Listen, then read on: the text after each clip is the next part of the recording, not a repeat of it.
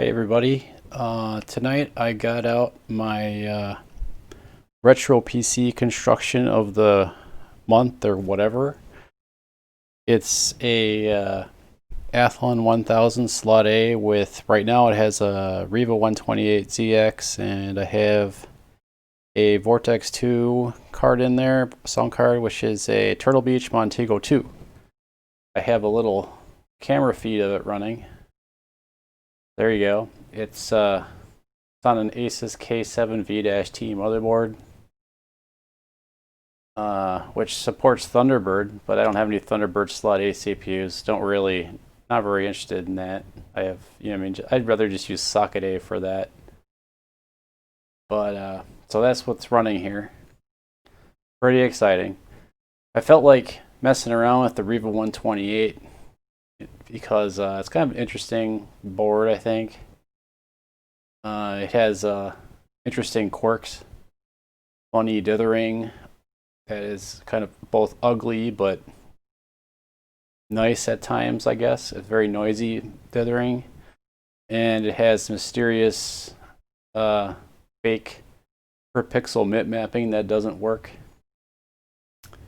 As you can see in their control panel here, this is the Riva 128 ZX, or both Riva 128 and ZX control panel on the, I think it's the latest drivers that are available. You have this mip mapping setting, per pixel mip mapping, which is enabled, but I don't think it actually does anything. Back in the day, they got some flack for how they were limited to per polygon mip mapping, which it's not the best thing to have because Voodoo could do per pixel, which is a lot nicer looking in some games because you don't see mip maps pop into place on big triangles.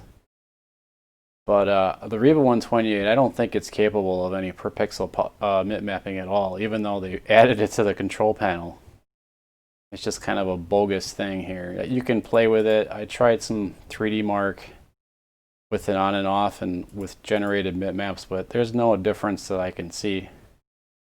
Riva 128 has fog table emulation, so if you have any games that do that DirectX 5 fog, like Shadows of the Empire does it, you'll get the pretty fog, which is good because Shadows of the Empire is pretty ugly without the fog. A lot more pop in, and the atmosphere is kind of lacking. See what else is in here. It's got some mysterious OpenGL texture quality. It's on blend by default. Leave that alone, I think. All the default settings right now. Textile adjustments, in case you load up your game and the fonts are unreadable. You can adjust the positioning of textile origin, whatever. I guess it varied among cards, and that caused big problems with rendering text and the GUIs of the games back then. And it has anti-aliasing support, which is funny. I'm not sure where you would enable that. You can't. It just doesn't force it. It's like a feature is exposed, and the game could theoretically use it, but it'd probably be pretty slow.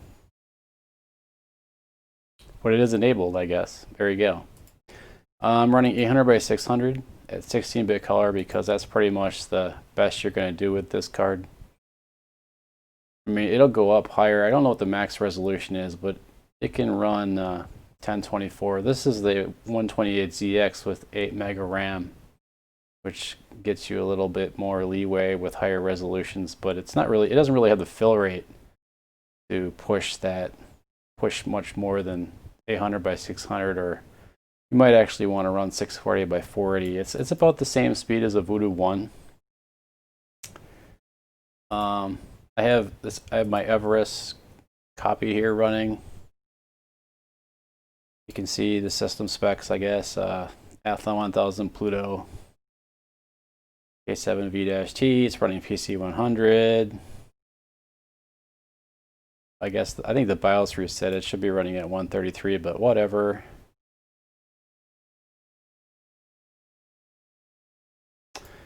GPU, it's a STB Velocity 128. I think it's a Gateway OEM card. Gateway 2000. NV3ZX. It's at AGP2X. 8 mega RAM, 95 megahertz. Synchronous with the memory. Pretty high clock for a chip from 1997.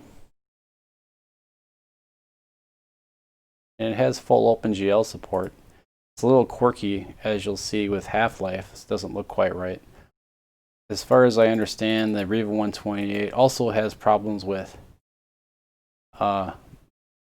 blending modes, so you'll have some weird looking transparency effects. You can see that in, we'll run 3D Mark 2000 here. That shows off a lot of problems with it.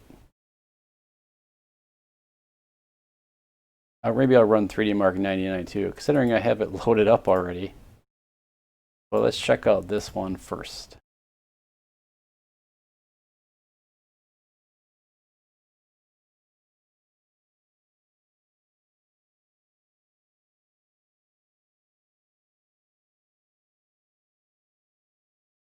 You can see on the ground here the texturing is very noisy in the distance because it doesn't do per pixel mip mapping, so it's not doing the mip mapping is pretty low quality. Not really doing any mip mapping, so you see a lot of texture, shimmering, aliasing going on. So it looks right, so you got to give it that credit there. Although the explosion, you could see in the explosion smoke that it wasn't quite transparent. The alpha texturing wasn't quite right. So you get like little squares floating around in the sky too. I think the speed's pretty impressive for a card, considering it's from 1997. I don't know if a Voodoo 1 does this well with 3D Mark 2000 at 800. It can't even run 800 by 600 with Voodoo 1, obviously, in most cases. So the RIVA 128 has an advantage there, just in resolution.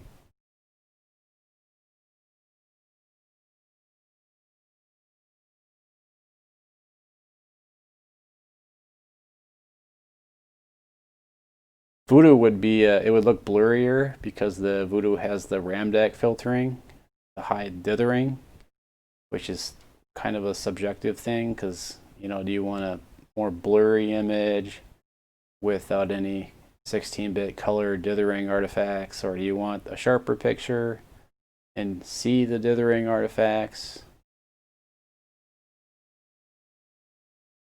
You can see the texturing here is really screwed up. It's kind of popping in by triangles, but kind of screwy in general. You can see this. There's a texture filtering test in 3D Mark 99 that really shows off the strange per poly behavior of this thing.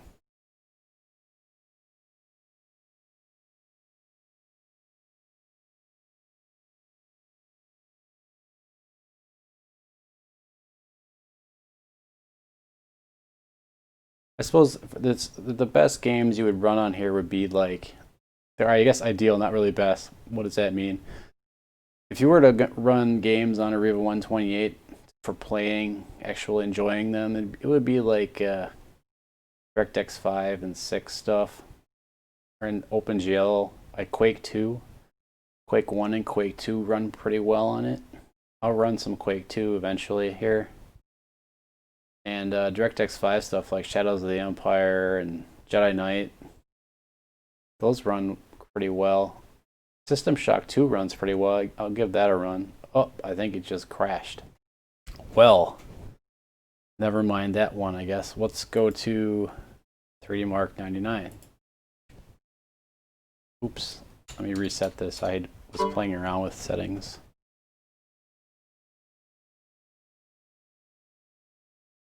All right.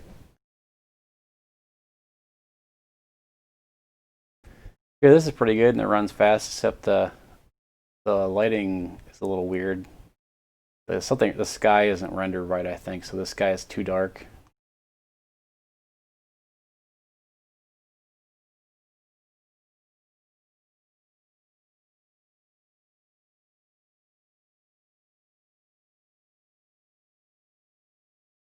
I'm not sure there's anything wrong with this other than that. I guess that stuttering is kind of a problem, obviously, but it looks right.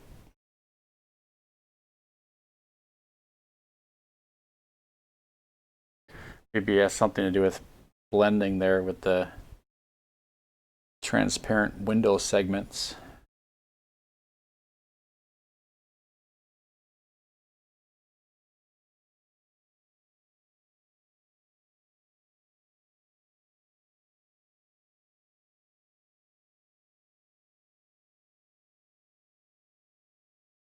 I don't know how well the dithering's gonna show up on YouTube because dithering's like a noise pattern and it's not so great for your video compression when you have limited YouTube bitrate. But there's a very grainy dithering pattern they have,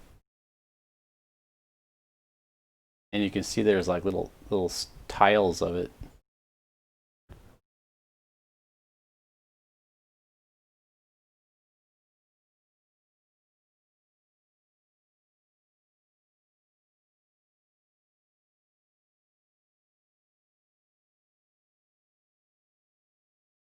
This is just testing the magic of AGP here because it can render textures well beyond the capacity of the card itself. So you have a 8 megabyte card rendering 32 megabytes worth of textures.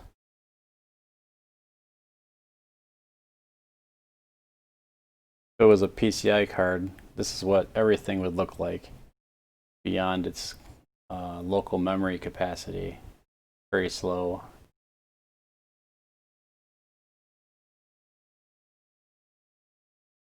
I'm not sure how well, this is a KX133 motherboard. I'm not sure how stable it is with this card. You never really know how these early VIA AGP slots are going to behave. So it may lock up or blue screen and crash everything eventually. There's some nice texture filtering for you.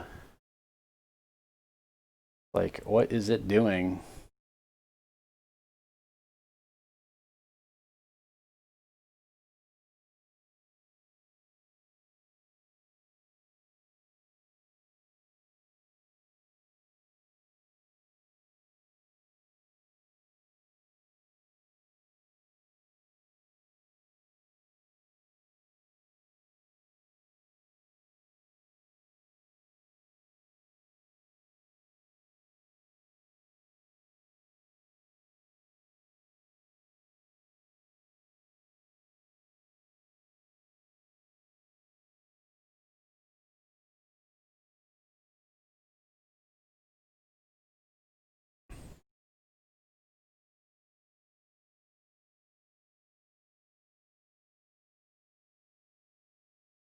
I don't know if my little baby camera view of the computer is exciting or not, but there it is. I set it up, so let's put it up there for a little bit.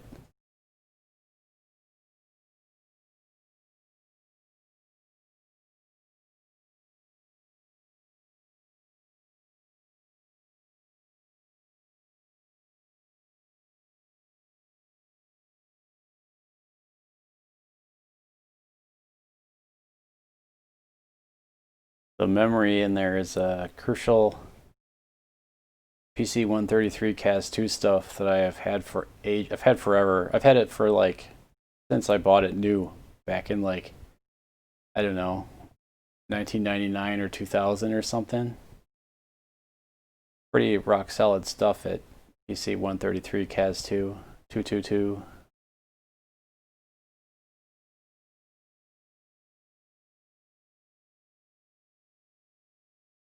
Has 512 meg in it right now. I usually don't put more than 512 meg in a Windows 98 setup. It just simplifies everything. Alright, it completed 3D Mark 99 with an incredible score of 1,840.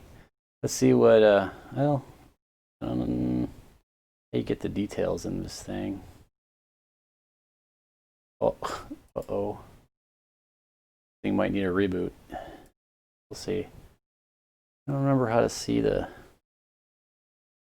I mean, I guess the result browser would be nice. That would probably show you the details, but that's not running, so whatever. I think I'm going to reboot it quick, just in case it's going to freeze up completely like that.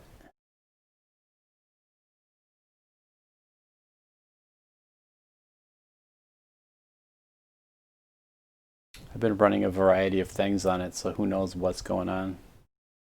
That what made it unstable.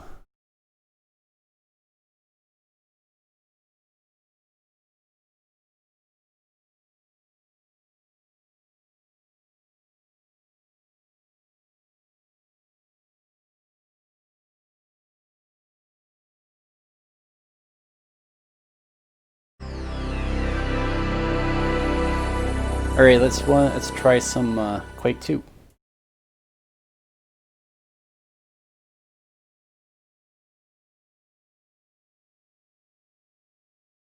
Indicate possible camouflage access in wet sector 432.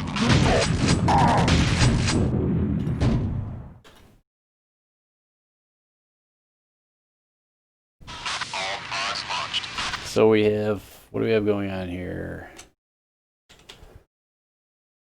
OpenGL, Riva 128ZX, 16-bit Z buffer, some extensions, blah blah blah, direct sound stuff running. It's kind of dark.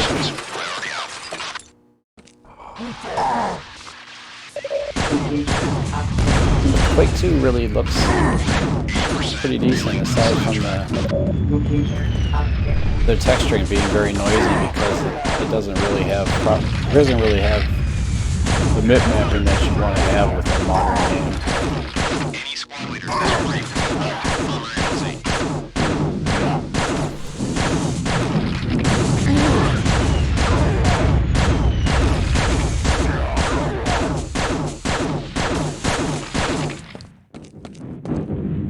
But it's very fast. I mean, the 800x600 is pretty serious stuff for a 1997 card.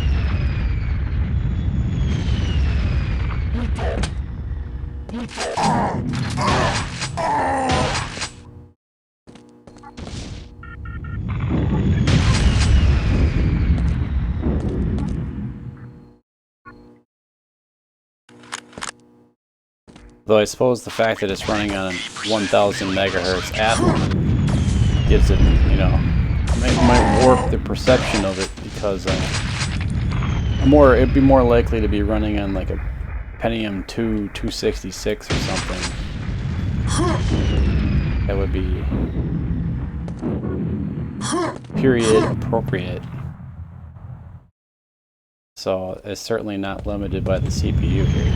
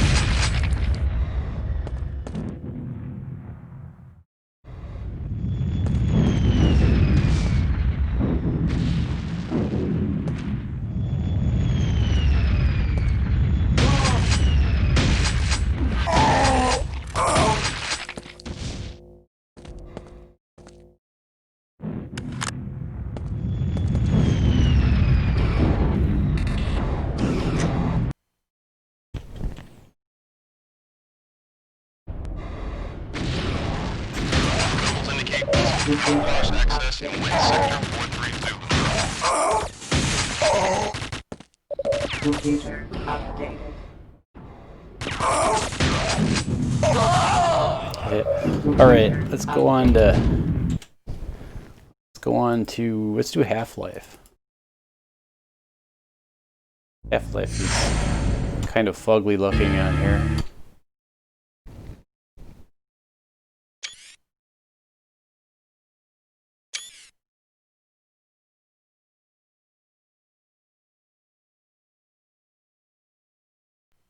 I think it's on OpenGL. I better check though. This will make for enough. And this has A3D 2.0 running, so if you have headphones on, you'll hear what that sounds like. Yeah, 800 by 600 OpenGL.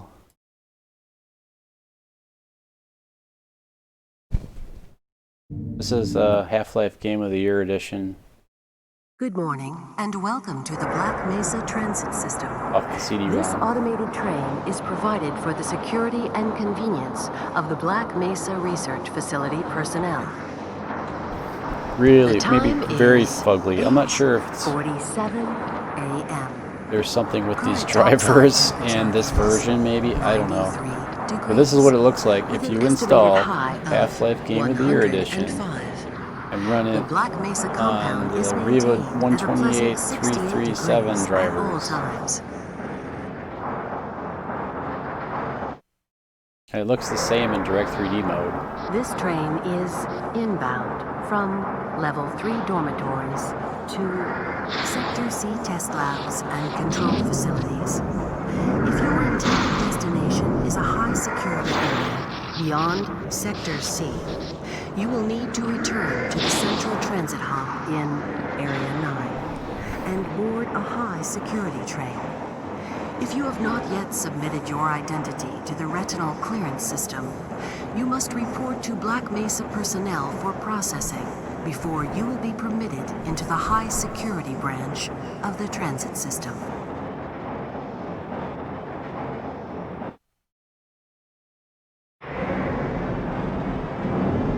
Due to the high toxicity of material routinely handled in the Black Mesa compound, no smoking, eating, or drinking are permitted within the Black Mesa transit system.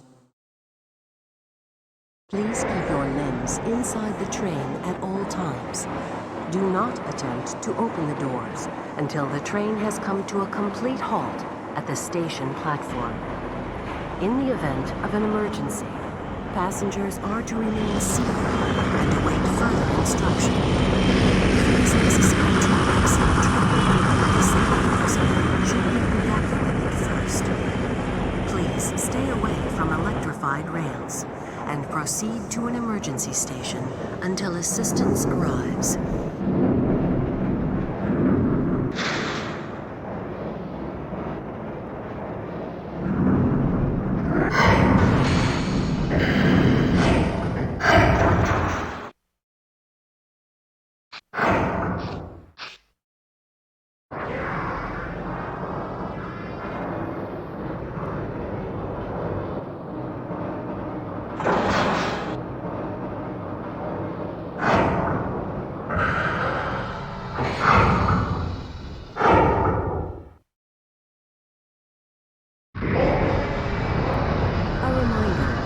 Black Mesa Hazard Course Decathlon will commence this evening at 1900 hours in the Level 3 facility.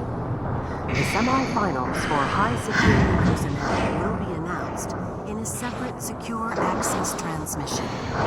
Remember, more lives than your own may depend on your fitness.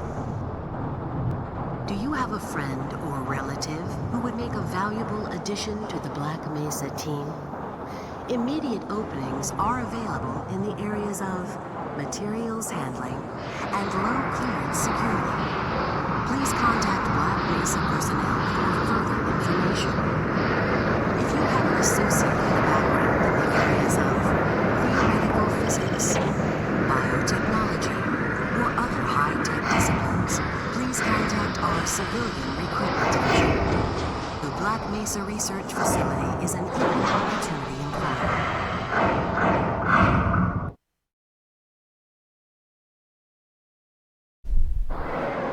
reminder to all Black Mesa personnel.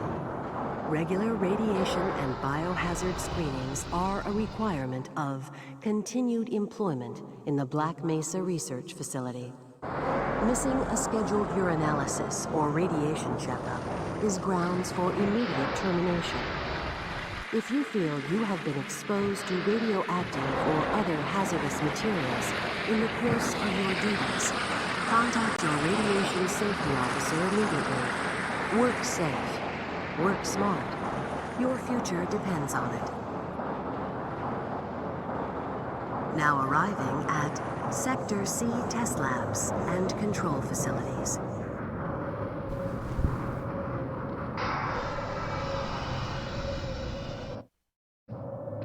Please stand back from the automated door and wait for the security officer to verify your identity.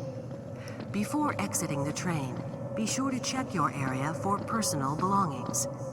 Thank you, and have a very safe and productive day.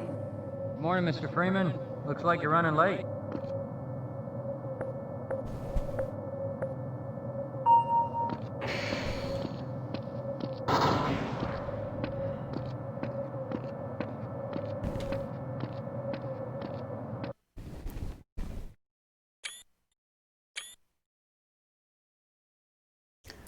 Alright, how about some System Shock 2? I was surprised to see that this looks like it runs pretty well. Look at you, hacker. Skip the intro there. Maybe a Welcome little to bit the Ramsey choppy. Center UNN recruitment facility. Please watch your step when leaving the train. The grav shafts at the end of the hall will take you to the street-level training and recruitment center. Please proceed to the grav shafts.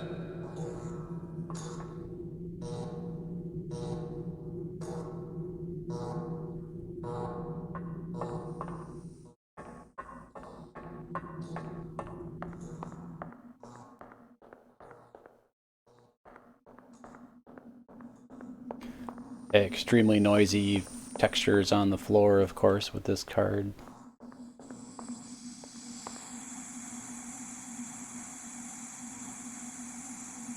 A lovely view of layers of dithering.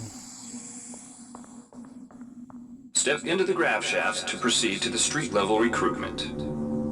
I've become more fascinated with dithering than I certainly was back in the day when I had these cards, or was playing these games when they were new, I should say. I don't think dithering is really undesirable. I think it kind of adds something to the old graphics. Kind of makes me think of like a magazine print. You know, like, oh, I guess film grain, you know, that kind of thing. I think of how Rage, the game Rage, how they added texture. They added like a noise layer to the texturing because people were whining on how the textures were blurry, so they tried to cover it up with just throwing in some fake grain onto the textures in the game. It's like it's a perception of detail you get with a little bit of noise in the view.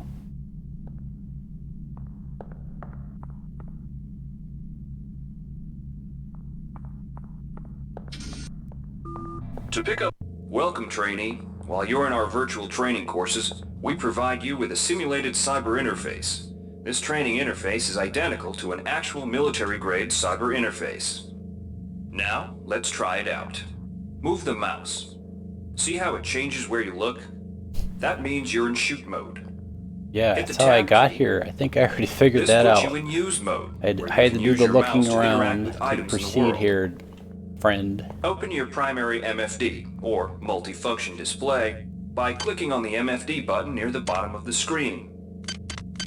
This display shows your strengths in various areas. When you're ready to I don't know if I have any save games on this. No, I don't think so. continue, press the tab key to go back to shoot mode. Try changing between modes until you get the hang of it. Follow the red path along the ground to the next training station. To pick up items, center them on your screen and right-click. This will automatically place that item into your inventory. To view your inventory, to use items like buttons in computers, center them. The object before you is, see the crate in front of you? One of the most important tools. Now it's time to learn about jumping and mantling. You've done well. Remember, if you're unclear on any aspect of what you've just learned, you can repeat the training as often as you wish. If you've completed basic training, you're ready for the advanced lessons. Here's where you make your choice, soldier. Here's where you enlist in one of the 3 branches of the military. Once you decide on your branch of service, there's no going back. A shuttle will take you to a UNN or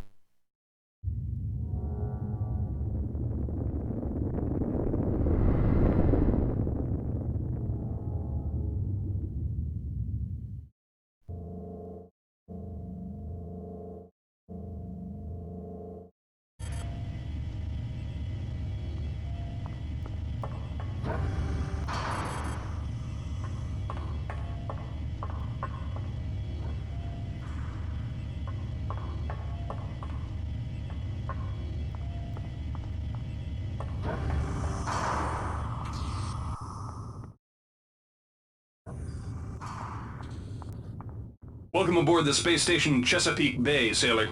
It looks like you've picked up some standard weapon skills at basic on Coronado Island. Now it's time for your tour of duty.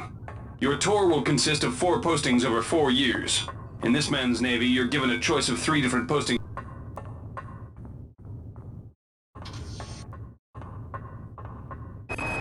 The UNN Lucille is looking for volunteers for their military police detachment.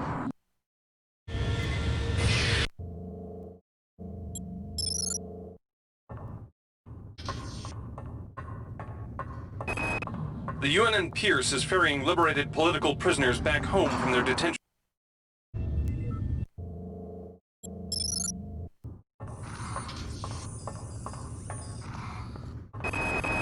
The Navy's Marie Curie Research Facility on Aquinas 4 is currently conducting.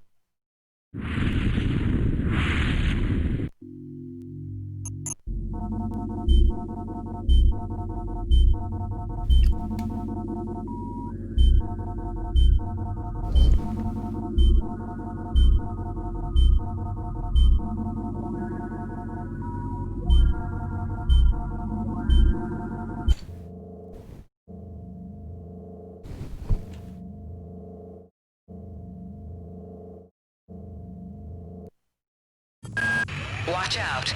I'm getting strange readings from that radar dish outside the window. It's become unstable due to... Move! Take cover!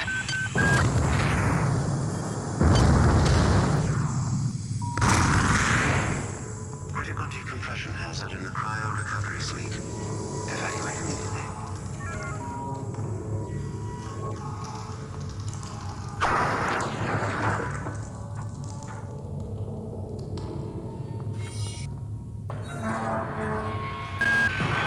The entire sector is depressurizing and the blue vacuum shield won't last long. Get through a secure airlock before you're sucked into space. Move it!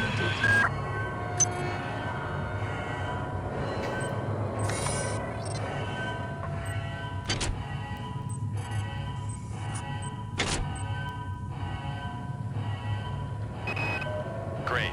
Gotta change the access codes out of Cryo A again. Like I've got nothing better to do. I think Grassy just likes to make work for me. I'll set the new code to 45100. That should be easy enough to remember. Yeah, I didn't really expect RIVA 128 to run this game this well.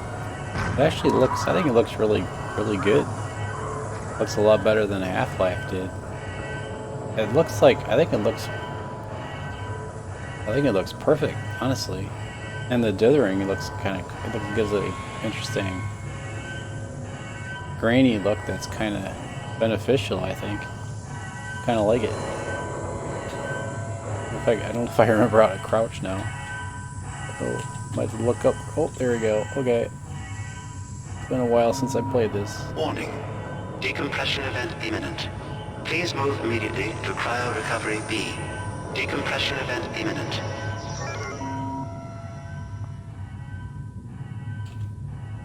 So I suppose if you get you can see a long This distance. power cell is dead. There should be a recharger nearby. Just use it and it will recharge all the power-driven devices in your possession. After you've recharged the cell, plug it into the auxiliary power unit. That should open the airlock door. Be quick about it. The vacuum seals won't hold up much longer.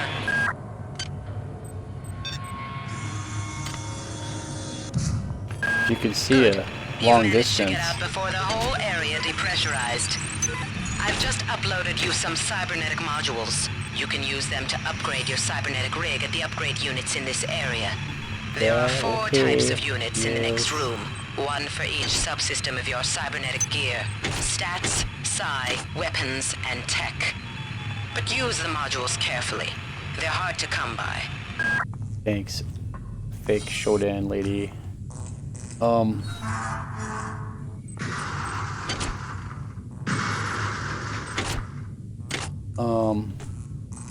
Yeah, if you can see really far, you can see the floors. This is very noisy and alias, very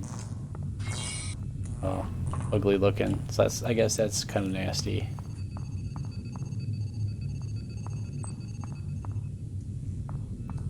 But it looks nice. I mean, the contrast and the brightness, the gamma's like, I think it's dead on, really. But anyway, let's get out of this.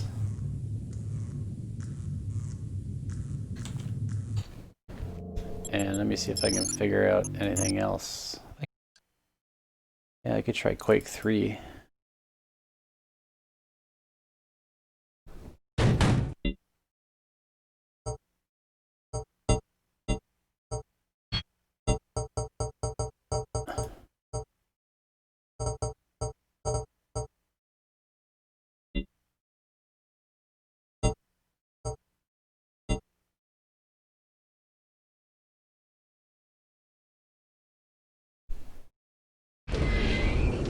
Sarge.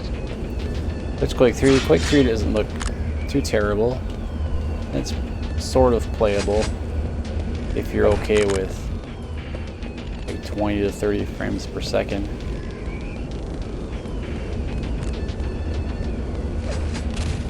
You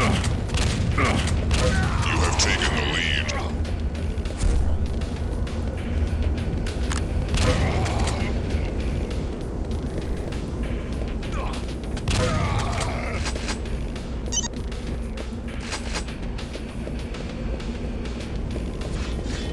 I mean, compared to like, say, Rendition Verite 2200, this is much superior, much more useful card. You can't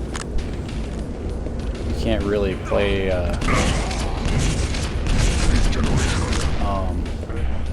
Quake 3 on that.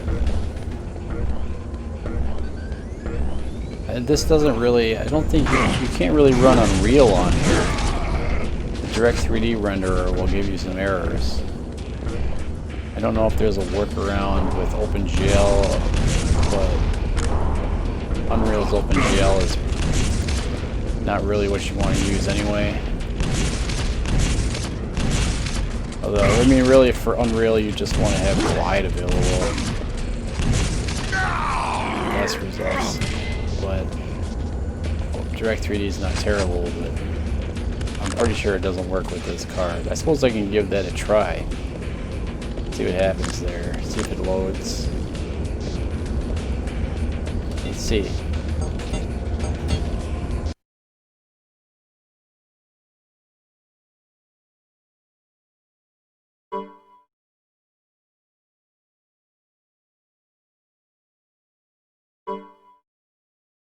Yes, it won't run. Direct 3D will not run on a RIVA 128. It gives that error. And this does not officially have OpenGL support. I think it might have. I think you might be able to enable it because it is in here, but it's not. Anyway, so there you go. Unreal doesn't really work. Quake 3 works all right. System Sucks Shoe works quite well, actually. Half Life is pretty ugly, but runs all right. Sin is based on Quake 2. That would be fine. Looks pretty much like Quake 2 in the end. AVP2 is not going to be one you want to do. But not a useless card. Interesting piece of history. Anyway, well, thanks for watching. I guess this is going to be the end of the RIVA 128 experimentation for today.